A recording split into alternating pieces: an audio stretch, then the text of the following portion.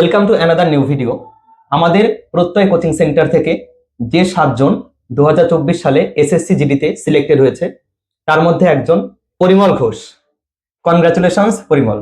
Thank you দাদা। সবার প্রথমে বলো, তুমি কত নম্বর পেয়ে কোন পোস্ট পেয়েছো?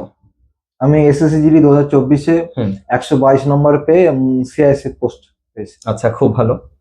তোমার চাকরি পাওয়ার আগের আর পরের যে মানসিক অবস্থা সেটা একটু বলো, কিরকম ছিল, আগে কেমন ছিল আর এখন কেমন?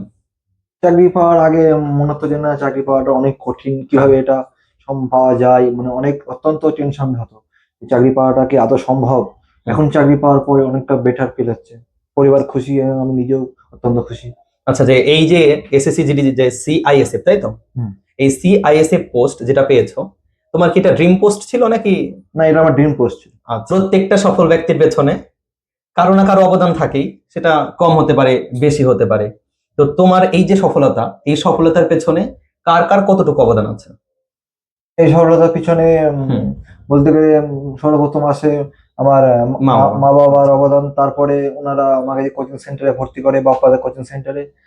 সেখানে বাপ্পাদা এবং শুভদা ওনারা আমাকে গাইড করতেন এবং আমাকে খুব ভালোভাবে সব কিছু হাতে ধরে শিখিয়েছেন, এবং তার ফলে আমি একটা ভালো নাম্বার নিয়ে পাস করতে পেরেছি এবং সিলেক্টেড হয়েছি সিআইএসএফ এ। তুমি কতদিন প্রিপারেশন নেওয়ার পরে এই পরীক্ষায় সফল হলে? আমি মোটামুটি 3 বছর প্রিপারেশনের পরে। 3 বছর। আচ্ছা, এর আগে অন্য কোনো পরীক্ষা কি পাশ করেছিলে পরীক্ষায়? এর আগে 2022 সালে এসএসসি জিডিতে ক্র্যাক করেছিলাম এবং সেখানে আমার মাঠে ডাক পেয়েছিলাম এবং মেডিকেলে ডাক পেয়েছিলাম। তারপরে ফাইনাল মেরিটে আমার নাম আসেনি। আচ্ছা, এই যে প্রিপারেশন যখন বাড়িতে পড়াশোনা করতে, প্রিপারেশন নিতে, এই বাড়িতে পড়াশোনা করার সময় সবার একটা ভয় থাকে, ম্যাথ নিয়ে সবার বেশি ভয় থাকে। তো ম্যাথ কেমন করে পড়তে বা কত টাইম পড়তে ম্যাথটা, মানে প্র্যাকটিসটা? ম্যাথ আর রিজনিংটা দাদা সেন্টারই হয়ে যেত, বেশিরভাগটা এখানেই মানে হয়ে যেত প্র্যাকটিসটা। আর বাড়িতে গিয়ে সামান্য একটু দেখতাম, আর জিকে গুলো বাড়িতে করতে হতো মেনলি। জিকে আর মানে যেগুলো মুখস্থ করতে হয় সেগুলো বাড়ি থেকে, আর ম্যাথ রিজনিংটা আমাদের সেন্টারই তৈরি হয়ে যেত, তৈরি করে বাড়ি পাঠাতো। আমাদের সেন্টারে যে দাদা পড়ায় সেই দাদা কিন্তু ম্যাথ আর জিএটা এখানেই কমপ্লিট করে দেয়, সেখানে বাড়ি গিয়ে আর না দেখার মতোই অবস্থা, না দেখলেও হয়, কারণ সামান্য বাড়িতে হ্যাঁ এখানে ভালো করে একদম বুঝিয়ে দেয়, ভালো করে সব কমপ্লিট হয়ে যায়। কিন্তু ওই যেটা পড়ার মুখস্থ করা থাকে জিকে, ওইটা পড়তে হয় বাড়িতে গিয়ে একটু। তো অঙ্ক নিয়ে যেটা ভয় থাকে সবার, তো আমি অঙ্ক নিয়ে প্রশ্ন করছি। এই অঙ্কে প্রথম দিকে কেমন লাগতো, ভয় থাকতো? অঙ্ক প্রথম দিকে অত্যন্ত ভয় লাগতো, কেননা অঙ্ক দেখলেই মনে হচ্ছে যেন একটা বিশাল একটা চাপের জিনিস সামনে চলে আসছে। আর একটা জিনিস ভয় থাকে সবার, যে বলে মাধ্যমিকের পর সবাই ভাবে যে আমি আর অঙ্ক পড়তে হবে না, কিন্তু যখন আবার অঙ্ক আসে ভয় পেয়ে যায়। মাধ্যমিকে সবাই হয়তো 25, যেখানে 25 পেয়ে মাধ্যমিকে পাস, অনেকে 25 পায়, 30 পায়। তো সেইখান থেকে কিভাবে ভয়টা কাটাবে সে? 25-30 পাওয়াটা ওটা একটা লেভেল আলাদা, কারণ এখন চাকরির লেভেলে আসতে হলে তোমাকে নতুন করে শুরু করতে হবে। 25 পেয়ে পাস করলেও যে গুরুত্ব, আর তুমি 100 পেয়ে পাস করলেও সেই গুরুত্ব। মাধ্যমিকের নাম্বার দিয়ে কোনো কাজ তো নেই, ওটা কোনো ভ্যালু নয়। এখন তোমাকে নিজেকে তৈরি করতে হবে। তার জন্য দাদা যে কোনো কোচিং সেন্টারে, ভালো কোচিং সেন্টারে ভর্তি হতে হবে। আমি যেমন দাদার সেন্টারে ভর্তি হয়েছিলাম, বাপ্পাতা কোচিং সেন্টারে, উনি আমাদের অত্যন্ত ভালোভাবে বুঝিয়েছে। আমি নিজে পরিচিত, আমি নিজে জানি। যে মাধ্যমিকে 25 পেয়েছে সেও কিন্তু ওই বড় বড় পরীক্ষা পাশ করে যাচ্ছে, ওই মাধ্যমিক কোনো ম্যাটার করে না। না, ওই নাম্বারটা পুরো আলাদা, টোটালটা আলাদা একদম। তো শুরুতে যখন তুমি প্রিপারেশন নিতে, সবথেকে উইক যে সাবজেক্ট সেটা কি ছিল?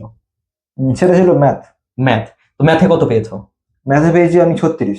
তাহলে 40-এ যেখানে 36 পেয়েছে, কোনো ম্যাটার না। ভয় পাচ্ছ কি মাধ্যমিকে কম নাম্বার পাচ্ছ, ওটা কোনো ম্যাটার না।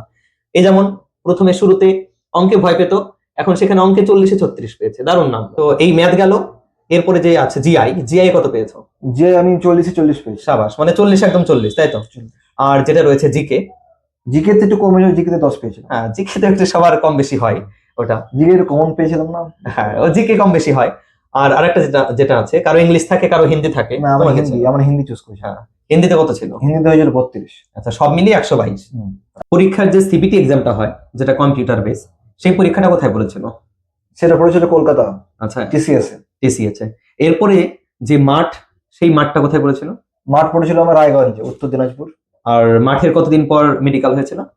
মাঠের পরের দিন মেডিকেল, মানে সেদিন বিকেলে অর্ধেক, আর পরের দিন দুপুরের মধ্যে পুরো কমপ্লিট হয়ে গেছে। আচ্ছা, মেডিকেলে অনেককে কিছু একটা হালকা সমস্যা দেখা দিলে যে রিমেডিকেল দেয়, সেটা কি হয়েছিল?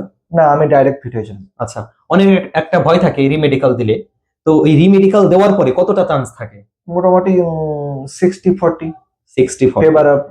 আচ্ছা, আশা রাখা যেতে পারে, হুম। তাই তো, আবার নাও রাখা যেতে পারে, এরকম 50-50 বলতে গেলে। তো জয়েন লেটার কি এসে গেছে? জয়েন লেটার ইমেলে এসেছিল 4-5 দিন আগে, এবং হ্যাঁ। বাই পোস্টে আজকে আসলো। বাহ, খুব ভালো। তার মানে 30/12/2024। 30/12-তে। তো জয়েন কবে? জয়েন আমার জানুয়ারির 15 তারিখে। জানুয়ারির 15, তার মানে আর 15 দিনের মতো আছে। কোথায় বলেছেন? রাজস্থান। রাজস্থান। খুব ভালো, যাও, ভালো করে চাকরি করো, চাকরি জীবন ভালো কাটুক। তো এরপরে যে 2025 সালে তো আবার জিডির পরীক্ষা হচ্ছে, যারা এখন প্রিপারেশন নিচ্ছে বা 2025-এ পরীক্ষা আছে, তাদের জন্য কিছু বলে দাও, যদি কিছু ভালো হয় তাদের, শুনে একটু বোঝা। শুরুতে পড়াশোনা কন্টিনিউ করতে হবে, এবং তারপরে লেভেলটা একটু ভালো হওয়ার পরে নিয়মিত মক টেস্ট দিতে হবে। মক টেস্ট খুব ইম্পর্টেন্ট। মক টেস্টটা অত্যন্ত জরুরি। আচ্ছা, সিলেবাস প্রথমে তো পড়বে নাকি প্রথম থেকে মক টেস্ট? প্রথমে পড়তে হবে, পড়া শুরু করতে হবে। অর্ধেকটা সিলেবাস কমপ্লিট করে তারপরে মক টেস্ট দেওয়া শুরু করতে হবে। প্রথমে শিখতে হবে, জানতে হবে, তারপরে আস্তে আস্তে যখন মনে হবে যে না আমি মক টেস্ট দেওয়ার জন্য রেডি, তখন মক টেস্ট দিতে হবে। কোথায় বেসিকটা ক্লিয়ার করে তার প্রিভিয়াস ইয়ারের সেট গুলো বেশি করে দিতে হবে। ওগুলো আর নাম্বার কম আসলে তখন কি করবে? নাম্বার কম আসলে প্রথমে নাম্বার একটু কম আসবে, আমার এসেছিল। ঘাবড়াবার কোনো কারণ নেই, কেননা শুরুতে সবাই ভালো শেখে না, আস্তে আস্তে সব কিছু লেভেলটা বাড়ে। প্র্যাকটিস করতে হবে, এবং প্রিভিয়াস ইয়ারের সেট গুলো অত্যন্ত দিতে হবে। আর লেগে থাকতে হবে। যেমন একদিন পড়াশোনা করলাম 10 ঘন্টা, পরে বা 2 দিন করলাম, এরকম করলাম, কন্টিনিউ করে যেতে হবে। 3 ঘন্টা পড়ি, 4 ঘন্টা পড়ি, সেটা প্রতিদিন করে গেলে যদি কারো জেদ রাখতে পারে, অবশ্যই সে সাকসেস পাবে। আচ্ছা, ঠিক আছে, থ্যাংক ইউ। ধন্যবাদ। আমাদের প্রত্যেক কোচিং সেন্টার থেকে প্রতি বছরই অনেক ছেলে মেয়ে চাকরি পাচ্ছে। তোমরাও এসো, এখানে ভর্তি হও।